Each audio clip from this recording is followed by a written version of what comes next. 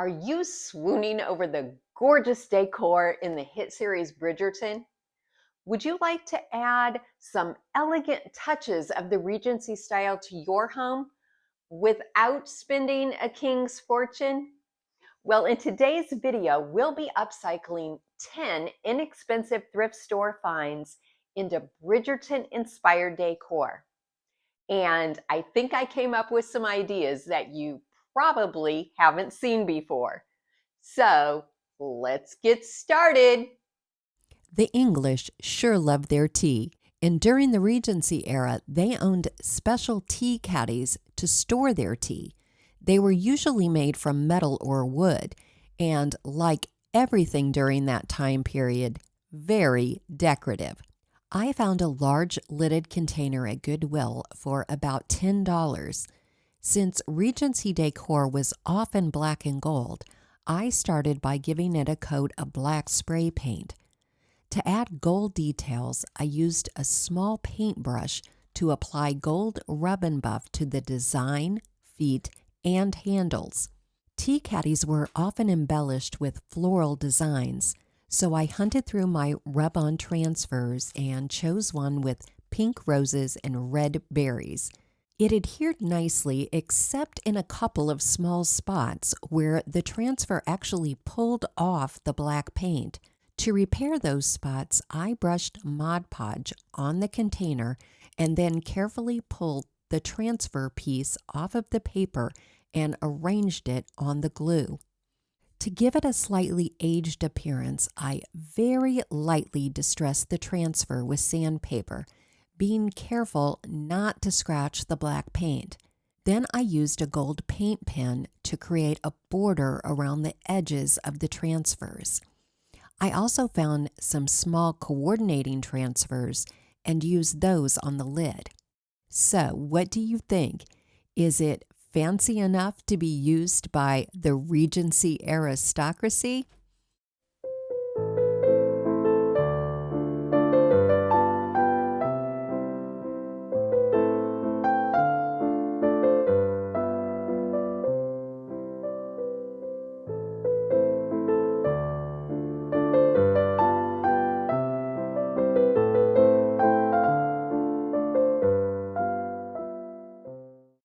I'm a very nostalgic person, and I really enjoyed doing the research for today's video and learning all about the Regency era. I'm intrigued by how people lived in the past. And that is one of the reasons why I love the mobile game June's Journey. June's Journey takes you back to the 1920s, where you explore stunning locations, find hidden objects, and uncover clues to solve a thrilling murder mystery. June is on a quest to solve the murder of her sister, but she's also going to discover so many family secrets. Oh, and you get to trade your rewards for items to decorate an island. I think you'll really enjoy June's Journey, and it's free. Just download the game by clicking the link in the description box or scanning the QR code on the screen. Letter writing was a popular form of communication in the 19th century, so wealthy households would have owned decorative desk accessories such as inkwells and pen stands. I thrifted this brass candlestick, and oddly, the two pieces didn't fit together properly, so I'm going to use the base for a pen stand. A sweet friend once gifted me this quill ink pen and stand, and the stand perfectly covered the hole in the candlestick base, so I just used Gorilla Glue to adhere it in place. During this time period, people would likely also have owned paperweights to hold their papers in place. For the upper classes, these paperweights would probably have been made from marble and brass. I thrifted a marble bookend that I didn't want to break apart, so my paperweight is going to double as a bookend. For the brass adornment, I thrifted this tiny lamp with a brass pineapple. To remove the cord, loosen the screws on the socket and pull the wires loose. Then you can pull the cord out through the bottom of the lamp. To disassemble the lamp, remove the nut at the base and pull out the center metal rod that holds everything together. To adhere the pineapple to the marble, I mixed up some 10-minute epoxy with a wood stick and used the wood stick to apply the epoxy to the 3 parts of the pineapple. Without the metal rod, I also needed to glue the crown pieces to the top of the pineapple.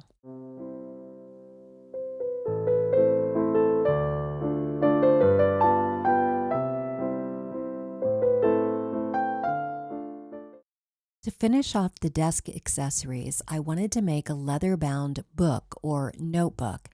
I thrifted this large faux leather purse at Goodwill for about $5. I cut off the 2 side seams so I would have one large piece of leather to work with.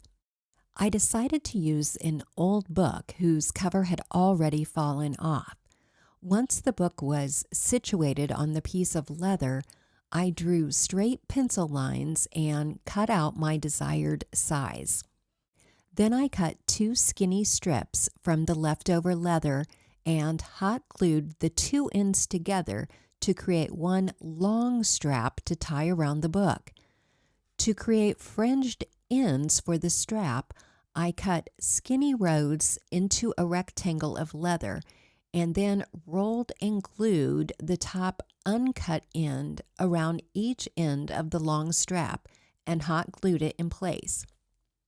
I thought the leather looked too new, so I laid it flat and went over it with a sanding block. But since it's not real leather, I was careful not to overdo it. To attach the cover to the book, I just added a little hot glue to the leather to help hold it in place. Then I trimmed off any extra leather around the edges and tied the fringe strap around the book.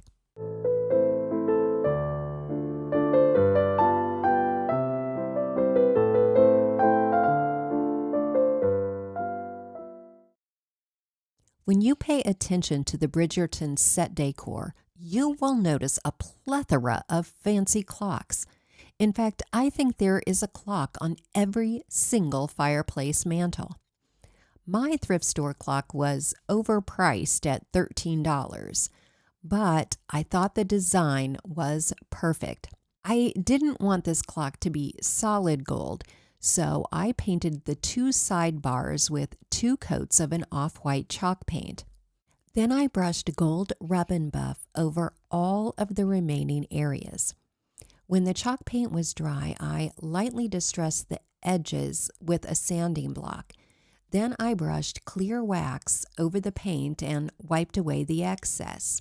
To change out the clock face, I removed it from the clock and popped off the plastic cover. Then I carefully removed the clock hands. The paper clock face easily popped off. To create a new clock face, I removed the background from a picture of clock numbers and superimposed it onto a picture of an 18th century painting. I used an X-Acto knife to cut a small hole in the center, and then I applied glue stick to the back of the paper and adhered it in place. I replaced the clock hands, making sure I arranged them in the correct order. Then I popped the plastic cover back in place. I'm loving how this artwork looks against all the gold metal. But something happened to the chalk paint. The original paint or stain seeped through, making the chalk paint look like it was covered in old varnish. But I kind of like it. I think it makes the clock look really old. So let me know, would you leave it or redo it?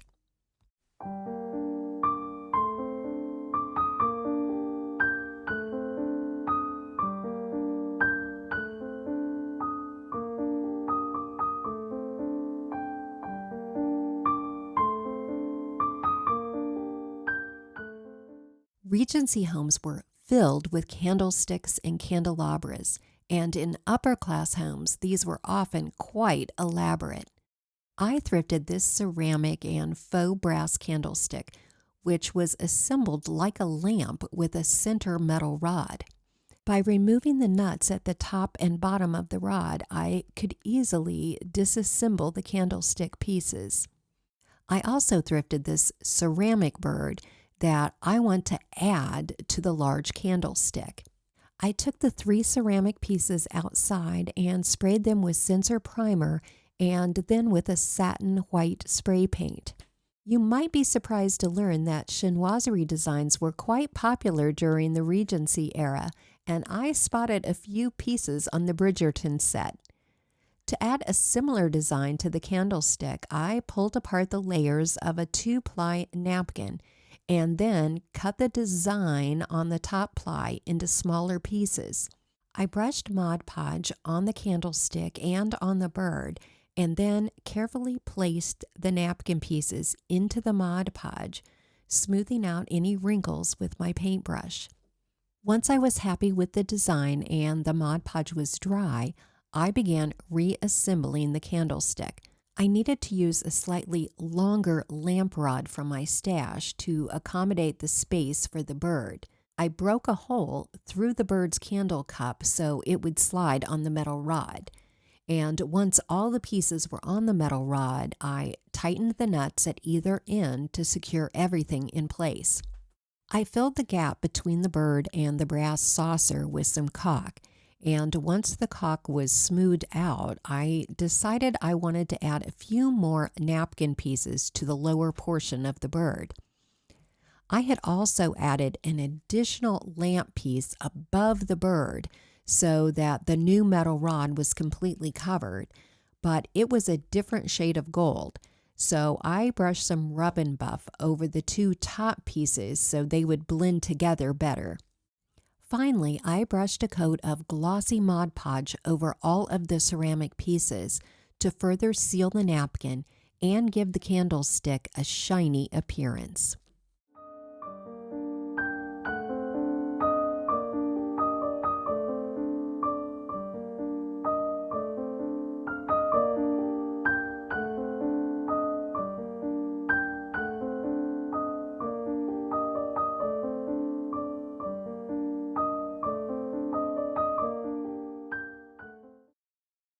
It appears that during the Regency era, picture frames on the walls were rather large and tabletop frames were rather small.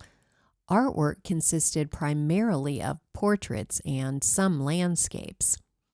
I bet you were expecting that I would use an elaborate gold frame, but this Lenox porcelain frame looks very similar to the ones on the Bridgerton nightstands.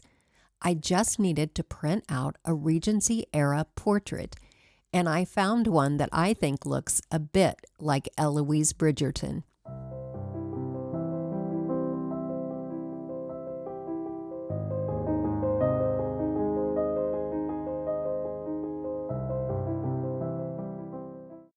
This thrifted picture frame only cost $1, and I'm going to add a chinoiserie design to the front. So I only needed to paint the outer and inner edges with white chalk paint. Once the paint was dry, I selected a piece of scrapbook paper featuring Chinese pagodas, a favorite design at that time. I created creases in the paper so I could cut out the exact shape. Then I applied spray adhesive to the frame and pressed the paper into place. I cut a hole in the center and then used a utility knife to carefully cut out the picture opening. I did a little touch-up where the utility knife had scratched the paint. Then I applied a light coat of glossy Mod Podge over the top of the paper to seal and protect it. The back of the frame was looking really shabby, so I decided to paint it with the white chalk paint too.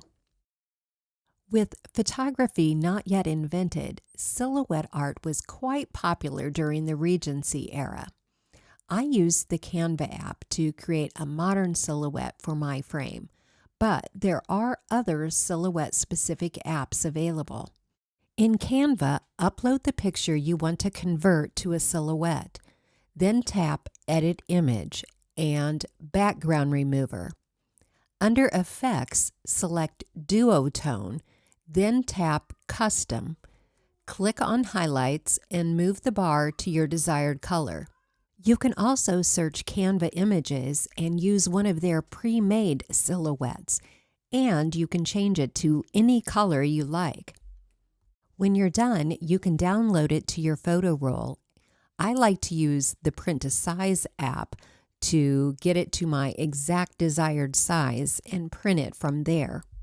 For a modern take on Regency style, I chose a heron image to put in the Chinoiserie frame. I printed it out in gold, which I thought would complement the blue and white design nicely.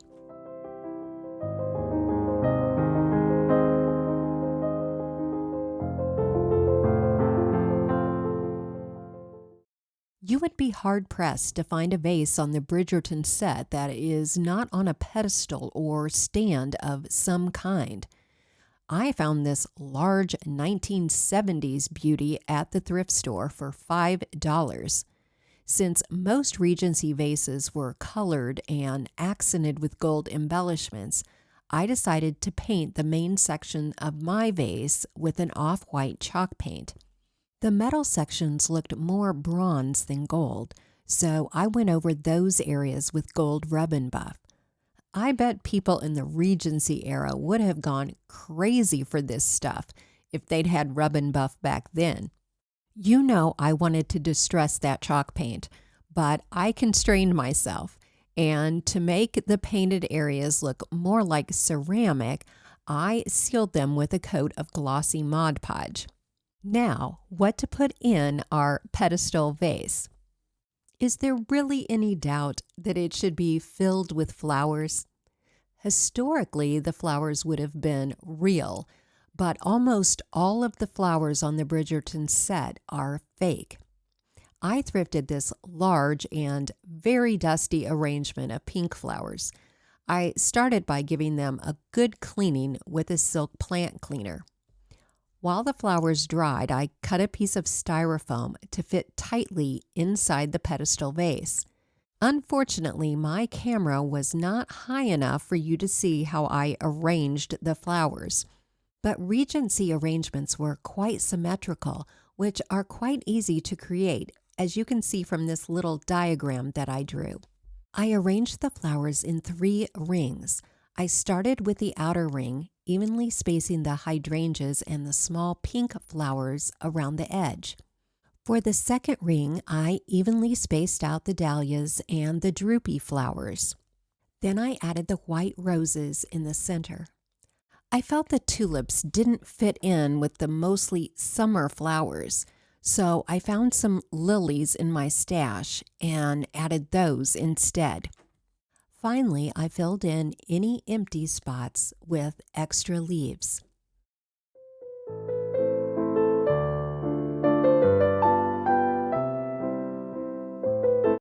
I try to sell most of my DIY projects, and I usually know from the start if there's one that I want to keep. But this week, the end results surprised me. So, which one is your favorite? And which one do you think is my favorite? I hope you enjoyed today's video. Thank you so much for watching. Bye-bye for now.